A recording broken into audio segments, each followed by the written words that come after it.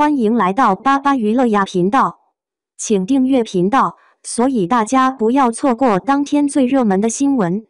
我们今天的时事通讯包括以下内容：杨紫手欠又被吐槽，我拒看肖战新剧，忍够他的冒犯式自来熟。当肖战和杨紫又要合作新剧《念你如初》的消息，像一颗投入平静湖面的石子，瞬间在网络上激起千层浪花时，我正百无聊赖地刷着手机，屏幕上粉丝们的狂欢与期待几乎要溢出来。什么神仙组合回归，余生夫妇再续前缘，看得我眼花缭乱。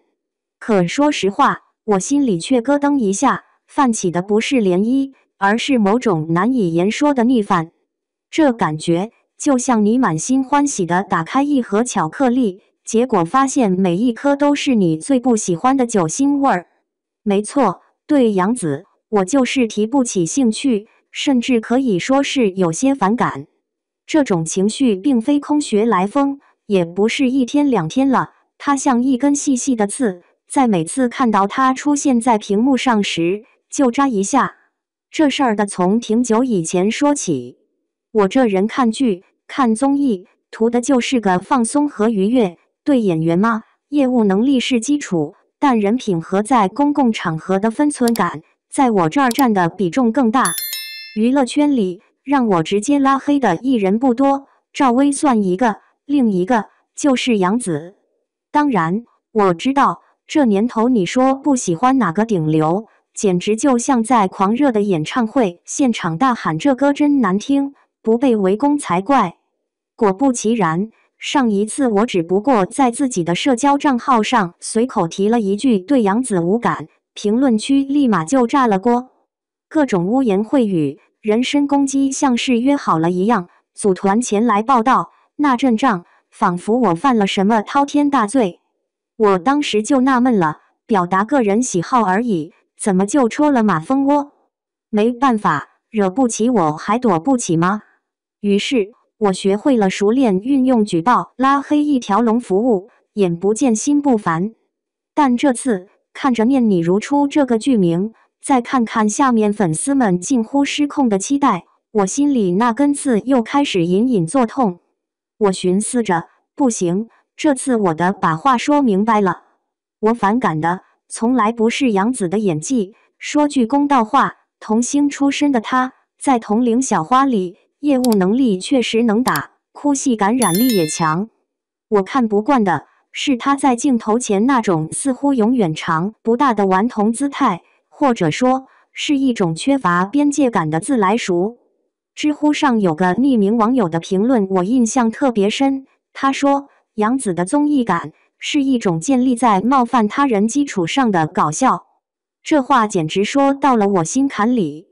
你看他在那些综艺节目和片场花絮里的表现，给男演员起些奇奇怪怪的外号，自以为是幽默，在公共场合开一些不上台面的玩笑，美其名曰活泼开朗。最让我生理性不适的，还是那些被粉丝津津乐道，却让我觉得匪夷所思的互动。比如流传很广的，他用手指去戳合作男演员的鼻孔，甚至还有一些触摸大腿之类的举动。粉丝会解释说，哎呀，他们关系好，闹着玩呢。可我寻思着，关系再好，也得有个度吧。尤其是在工作场合，面对着无数镜头，这种行为真的合适吗？这已经不是简单的大大咧咧了，而是一种对他人身体边界的侵犯和不尊重。将心比心，如果有人不打招呼就来戳你鼻孔，你会觉得这是在跟你开玩笑吗？估计早就一巴掌呼过去了。当这种缺乏分寸感的行为被包装成真性情、接地气的标签，再通过粉丝滤镜无限放大，就形成了一种奇怪的饭圈逻辑。你若批评，就是你小题大做，你看不懂他们的神仙友谊，你就是黑粉。这套逻辑闭环，完美的将所有理性的讨论拒之门外。所以这次我决定把话说在前面，看剧是我的私人事务，我喜欢谁，讨厌谁，都是我的自由。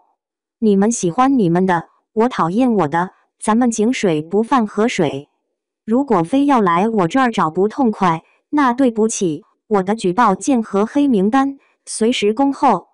我既不混饭圈，也不想参与任何粉丝之间的骂战，我只是一个普通的观众，想安安静静的看点自己喜欢的东西，如此而已。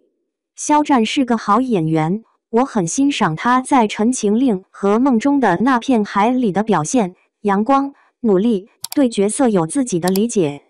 也正因如此，当看到他又要和杨紫合作时，我心里才会这么纠结。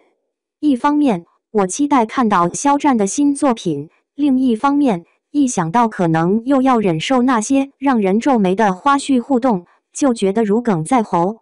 这就像一桌丰盛的宴席，色香味俱全，偏偏旁边坐了个不停抖腿的人，再好的菜也品不出味儿了。